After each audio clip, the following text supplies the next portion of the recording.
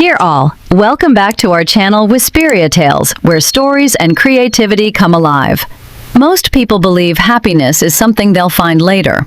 After the promotion, the bigger house, the perfect relationship, the number in the bank account finally being big enough. But here's the strange truth. Some of the most successful people you'll ever meet feel completely empty inside, even while everyone around them assumes they have it all. Every single day, millions of people wake up already exhausted.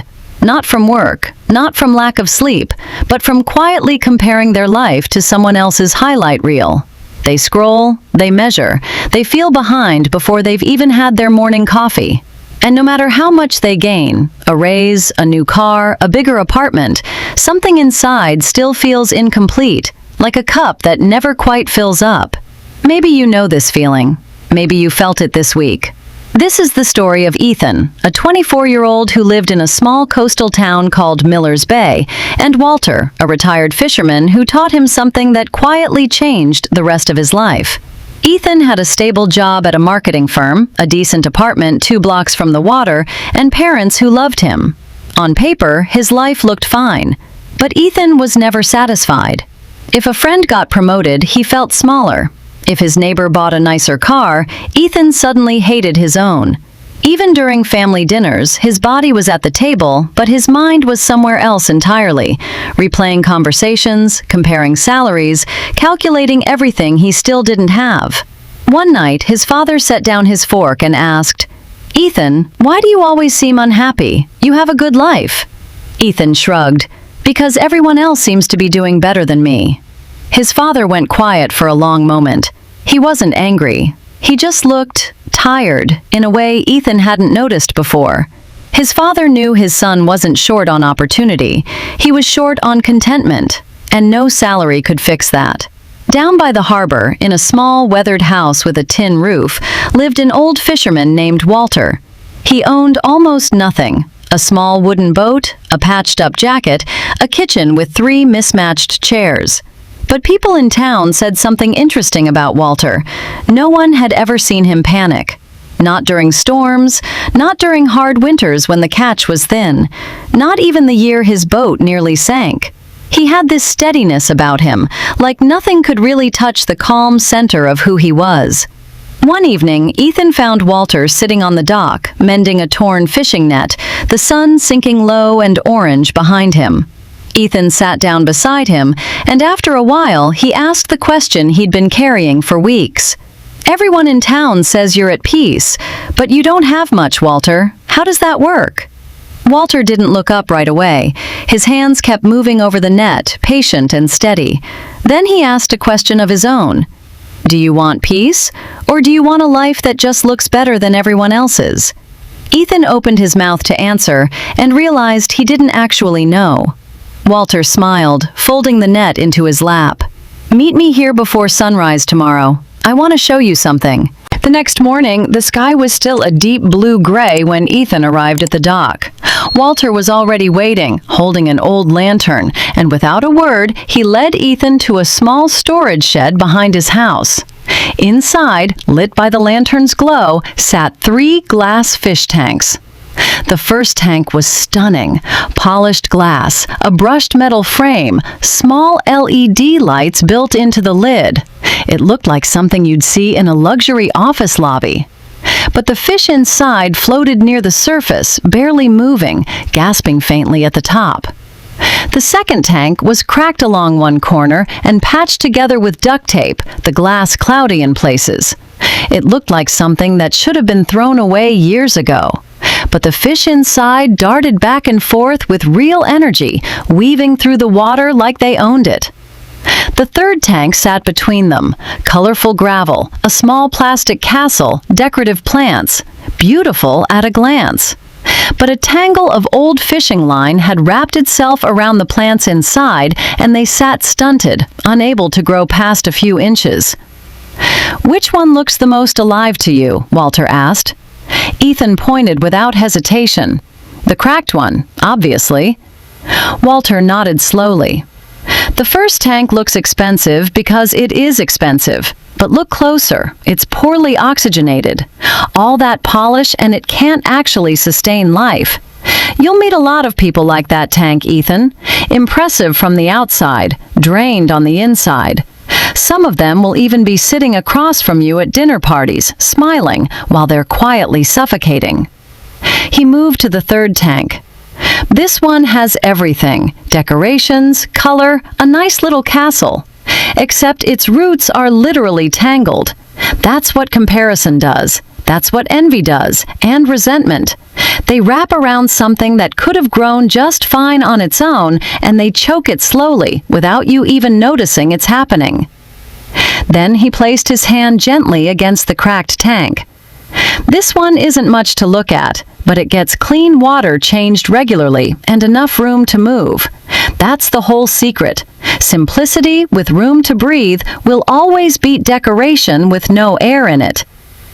Ethan stared at the three tanks for a long time.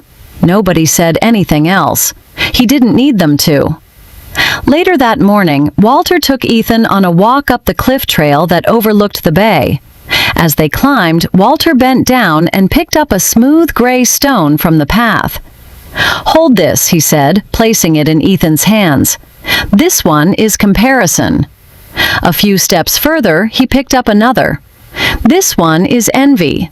Then another, a little heavier. Resentment. Then a fourth. The refusal to let go of what you can't control. Then a fifth, the largest yet. And this one, waiting for some perfect future moment before you let yourself actually enjoy today. By the time they reached the halfway point, Ethan's arms were shaking, the stones pressed hard against his chest. His breathing had turned ragged, his shoulders burning. "Walter, I can't," Ethan said, stopping on the trail. "This is too heavy." Walter turned around, completely calm, not even slightly out of breath. "But Ethan, you carry this exact weight every single day, in your mind. You just don't notice it because it doesn't have a shape you can see. Out here, it's stones. In there," he tapped his temple, "it's thoughts. Same weight, different disguise." Ethan let the stones drop to the dirt path, one by one. The relief in his arms was instant and enormous. And for the first time, he understood, really understood, why he always felt so exhausted, even on days when nothing hard had actually happened to him. From the top of the cliff, the whole town spread out beneath them. Fishing boats easing back into the harbor, a group of kids chasing each other barefoot across the sand, thin curls of smoke rising from breakfast fires and chimneys. "Some people down there have very little," Walter said, gesturing at the view, "and they sleep like babies every single night. Others have 3 times as much, and they lie awake staring at the ceiling. The difference was never in their hands, Ethan. It's in where their mind keeps looking." He turned to Ethan. "Shout something at the cliffs, whatever comes to mind first." Ethan hesitated, then called out, "My life isn't fair!" The cliffs threw it back at him. "Not fair. Not fair. Not fair," fading into the wind. "Now try this one," Walter said. Ethan took a breath. "I'm grateful for what I have." The echo returned it just the same, word for word, carried back across the water. Walter smiled. "Life has a strange habit of handing back whatever you keep shouting into it.